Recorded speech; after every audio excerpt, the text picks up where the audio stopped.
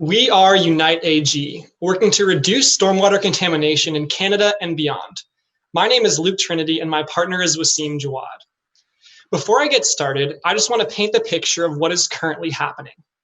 Imagine you were at work one day, and your job is extremely labor-intensive, and there are serious risks, including from an economic standpoint. Then somebody comes in and tells you there is a brand new set of rules to follow. They haven't thought through how these rules will be implemented or what the consequences are for you. They aren't doing your kind of work. They don't really know how the rules will affect your day-to-day. Once every few years, they might ask you to complete a really long survey, but they never listen to your feedback or tell you how things are going. The new rules they are implementing have a major effect on your job day-to-day. So how frustrating is that? Well, this is the current experience of policy in farming. Here is the current problem. Climate change is increasing the risks of flood and drought, forcing farmers to make really tough decisions. There is a serious nutrient management issue that is currently being addressed inadequately. For example, nitrate levels in the Hulker Valley Aquifer in the North Okanagan are the highest they have ever been, posing a hazard to immunocompromised individuals. Existing policies are not being monitored and implemented in coordination with farmers who are actually working on a daily basis. This has created a fundamental distrust, a breakdown between the key stakeholders, government, and farmers, which is an issue that needs to change to see the kind of results the policies are aiming for. Today, there are competitors like Ipsos and Nelson. They have a big part to play in the market, but they are using tools like multi-hour 100-question surveys and focus groups, which are time and cost intensive. Because there is not a strong relationship between the feedback given from farmers and the adjustment to policy, there is still a core distrust. In addition, unlike UnitedAG, competitors are not focused specifically on water quality, which reduces confidence of stakeholders. Seeing this opportunity, Luke and I introduced UnitedAG. UnitedAG key competitive advantage is that we deal with engagement management and we have an effective platform. This allows us to bridge this gap between farmers and policymakers and really make the difference in increasing the impact and engagement of policies intended to protect our water. We will now explain what that looks like. 100-question surveys are boring. We needed to find a way of creating something that was more interactive, a way to give farmers real insight on how to do things differently. Our platform is customized to farmers and allows them to work through scenarios to see how they can make a difference while complying with policies. Then we take that information and the relationships with farmers back to policymakers, ensuring increased iterations of positive feedback. UnitedAG is positioning ourselves as a research partner to the policymakers, as well as an implementation partner to the farmers. This long-term approach is just not done today and is poised to create a win-win situation for farmers and policymakers. All this means more impact, because if we see improvements on the policies matched with increased engagement, we are confident we can see an increase in the water quality and improve the sustainability of this invaluable resource. So how do we make money? Well, we go through a very simple process where we outline the variables that are needed. An example of a variable is farmer willingness to use wheat in crop rotation. We have a continued group of stakeholders that we work with for the long term. We build an interactive model based on the variables identified with our stakeholders. The farmer receives a benefit, and then we bring back the outcomes to the policymakers so adjustments can be made. Our model is priced by variable because we know that the variable's input and the outcomes are related to the effort involved.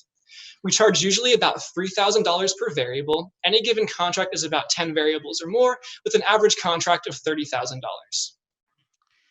In North America, there are 98 regional agricultural offices. 32 of them are focusing on water quality related policies, meaning they are our target market. In Canada, the environmental consulting industry was worth $2.6 billion last year. 26 million was related to developing new environmental policies, and 963 million related to assessment and auditing. But it will take a great team to do this. Here is our team. One of our co-founders is Luke Trinity. He recently began as a PhD student in computer science at University of Victoria. Previously, he completed his Master of Science at the University of Vermont. where he learned about agricultural concerns related to water quality. The other co-founder is myself, Wasim Jawad. I'm completing my master's in management, innovation, and entrepreneurship at Queen's University. I have a huge interest in social impact innovations, and I bring to the team the business experience. To round it out, because we are so early in stage, we have a group of advisors. Alisa Farr is our business development mentor. She has extensive experience with social enterprise businesses and is the CEO and founder of Test Advisor. Dr. Scott Merrill is a research assistant professor at the University of Vermont.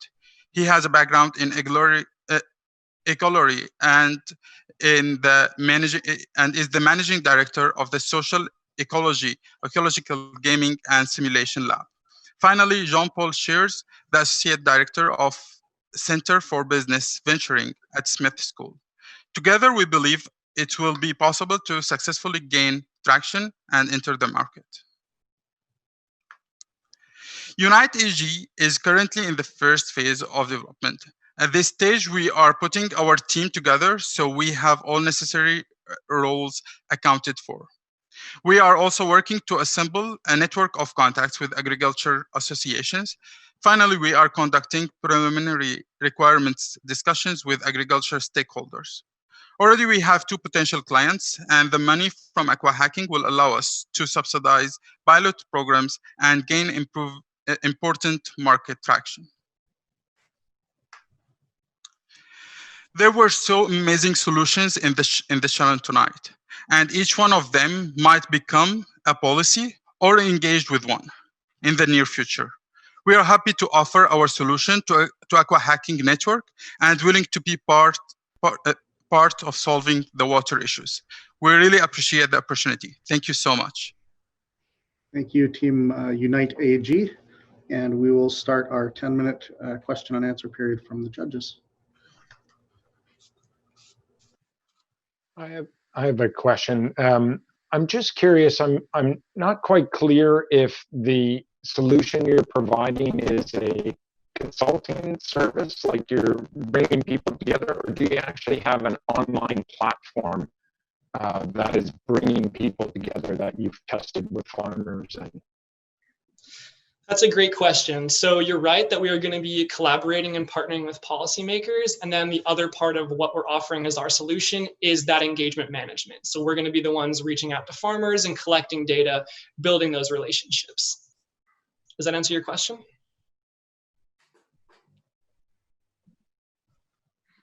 So, I'll ask that question a slightly different way, because I think I have the same question as Mike did. Is your solution really about the services you offer? You're connecting with farmers, building the relationship, so you're dealing with trust, and then you're basically doing a better, deeper, more long-term set of surveys with them so that you get better data, and that's what you offer to your buyer, which is the province or policymakers. That is correct. Yes, you're correct. And to add on that, the main, let's say, PowerPoint here is that we have this simulator that could be build up any scenarios to help those policymakers in getting the right feedback from the clients or end users, which is the farmers here. So your customers will basically, sorry, Meryl, did you have a follow-up question? No, go ahead. Yeah. So your customers will be basically the policymakers, those agencies that you talked about. Is that correct? They will be the ones paying you. Right. Okay. And have you already started to talk to them, or where are you in that kind of customer validation phase? Yeah, great question. We actually, thanks to AquaHacking, in our first semi-final, we get the attraction from Ontario Agriculture Ministry, and they contacted us through AquaHacking, and we started now the communication with them in the first phase of gathering what their requirements or what the policy they are dealing with now, and we are dealing with few others opportunity we are discussing with the policy managers here. And if I understand correctly from previous questions and answers, you're not actually building a platform. So you could actually be starting to do that consulting service right now if you wanted to. Is that correct? Or you're still building a platform where you can feed in the data and some outcomes will come out? That's a really great question. So our platform is, I would say, 90% operational. It's the customization and the tailoring, that last 10% where we talk to the policymakers and figure out exactly what they want to be targeting for their feedback. And so we think that with the seed money from AquaHacking, we could run 2 to 3 pilots in the next year. Thank you. So what's the, oh, sorry, go ahead, Paul. Sorry, thanks. I think it's a big issue. It is a very big issue, and certainly one that needs that stakeholder involvement. Though it can be tricky to get the stakeholders engaged. What's been your experience so far with the outreach to the community, the farming community in particular? That's a really great question. And we know that one of the toughest parts of this is the stakeholder engagement, because, oftentimes farmers are resistant to technology or reaching out. So we're developing a good network through our contacts, through different agriculture organizations. We believe that our key advantage here is the increased interactivity combined with incentives of our platform. So we're going to make it easier for the farmers, less time consuming, and actually reward them in multiple ways, both through direct incentives, but also indirect, helping them learn more about policies that affect their day-to-day operations. Really great question, though. And to add on that, for our now experience with our proof of concept, those clients or users were really familiar or easy to them to interact with those simulators rather than going to Excel sheets or multi-questions or numbers. So when you are dealing with simulator with something like build up as a scenarios and how to take your decision as if it's a daily decision, that's really easy for them. Hi, I have 2 questions. Regarding, you said that your platform is 90% operational, and you're already in conversation with the Ontario Ministry of Agriculture. Mm-hmm. So if tomorrow they want to start using your platform, what is it that's available for them? What are the basic blocks of your platform that's going to help them? That's a great question. So the basic building blocks of our platform are the variables that the policymakers are interested in. And because we already talked with them, I can tell you that a couple of things they're interested in are introducing wheat into crop rotation, which has benefits for soil erosion and building organic matter. And then also reducing the use of nutrients before rainfall. And so what we can deliver to them is we can tell them how those variables that they're interested in relate to other environmental concerns. For example, the increasing variability in the risk of flood and drought. So we know that farmers make decisions based on multiple different factors, and we can determine with them exactly the factors they want to study and provide that feedback to them. And so the advantage that you have is also because your surveys are more engaging to the farmers than a basic 100-question checkbox? Yes. That brings my next question. So usually these surveys, they're conducted in a way that the sample is representative and it's straightforward enough for the statistician afterwards to infer how representative of the population the survey is. Are your new, more interactive surveys tested for representativeness? That's such a great question. And I have studied statistics pretty extensively, so I can tell you that one of our biggest concerns, of course, is determining exactly what the target population should be. And so one of the things we're learning about specifically in British Columbia is that there's a lot of berry farmers, which is very different from the area I used to work, which deals more with vegetables. And so that's part of our discussions with stakeholders to determine exactly which population they want to reach out to. Then we can follow up with those organizations and basically have a trickle down through there to reach the intended population, get that sample of interest that's going to be significant so that we can say, listen, this is the population you wanted us to study. This sample that we collected is representative of that population. Yep, and I will add that that was exactly the same question that raised the Ontario government, that how they will deal with this.